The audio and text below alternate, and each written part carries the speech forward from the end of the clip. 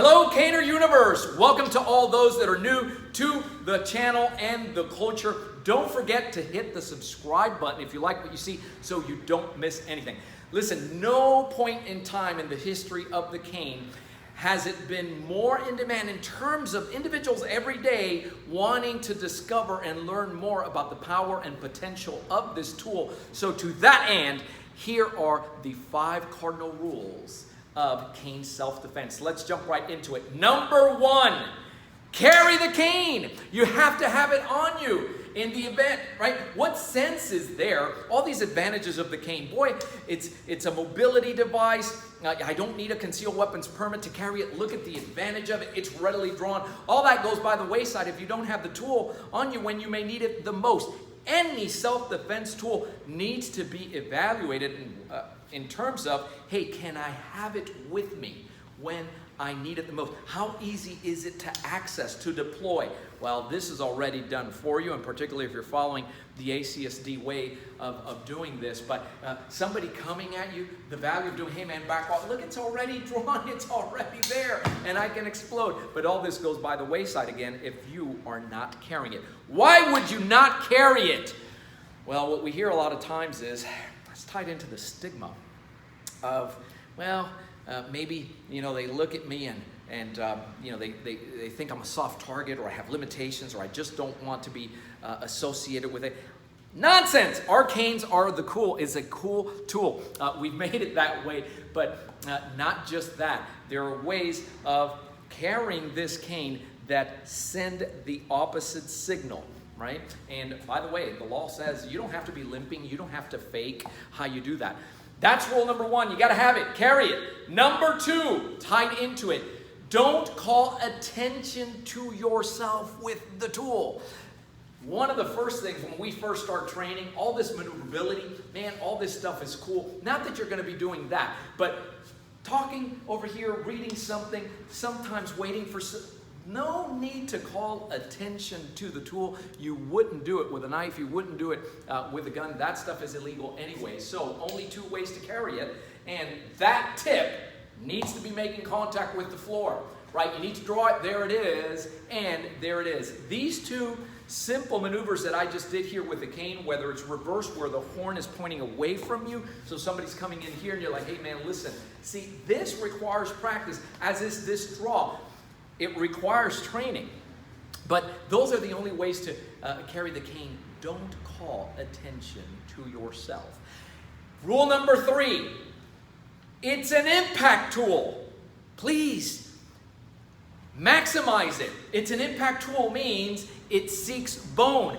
And if you remember that rule, then every time that you see a cane self-defense application, or you're considering of putting something in your arsenal and ingraining it in the nerve system, you'll remember that and you'll avoid targeting or trying to use the tool in less efficient ways. People can take a good shot to the abdomen and in fleshy areas, but very few people can take a broken bone. To that end, the idea is to incapacitate. You make it very difficult for somebody, the reach of the tool. Somebody throws, well, boom. In one motion, it acts as a block and a strike, and you know exactly where to target. So it's an impact tool. Make sure that you're targeting bone. Rule number 4, if you have a cane, get trained. And here's how not to get trained. By watching YouTube videos and trying to string them together and becoming what I refer to as a YouTube caner. Don't become a YouTube caner. There's a lot of messages now out there with the cane. You should treat those as a catalog so that you say, well, that's whose message resonates best with me. But seriously, if you're going to carry this tool for the purpose of self-defense and you don't know what you're doing with it, they can very well, like any other tool, you can lose it in the midst of the altercation, and then it will be used against you. I would say that it's cardinal sin number 1 is to have the cane and then not get trained. And I'm telling you that the way to do it is not by linking together YouTube videos, is by seeking professional instruction that's going to give you the support, the guidance, and the accountability so that you actually attain a tangible result. The goal of any training, as you're evaluating training methods is to ingrain it in the nerve system, and that leads me to the bonus, which is rule number 5. How you train is how it carries over out in the street.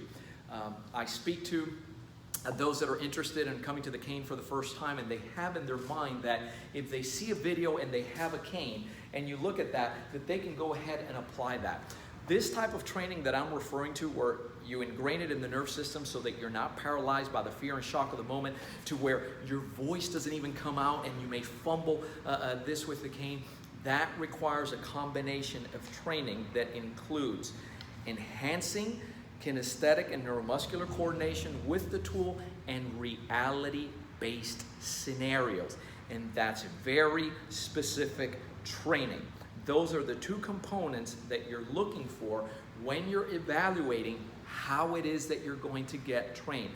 The other thing you should be able, when it comes to cane training, is you should know exactly, you should have a starting point. You should always be able to ask what's next. And every time you pick up the tool, you should know exactly what it is that you should be focusing on so that you move the needle bar. It's always going forward. And the big word again is progress. You are progressing. If you're not progressing, you're going to quit, and you will never maximize the potential of this tool.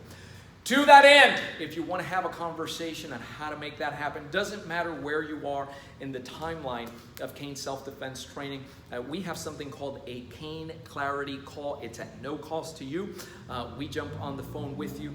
We listen to what the goal is, where you are on that timeline, and then we give you an actual blueprint written down that you can write down and take notes on so that you know how to proceed, so that you don't waste time with mindless training and other methods that are not going to get you where you want to go. Very good. As always, feel free to comment. My staff and I always here to serve. Stay safe and keep caning.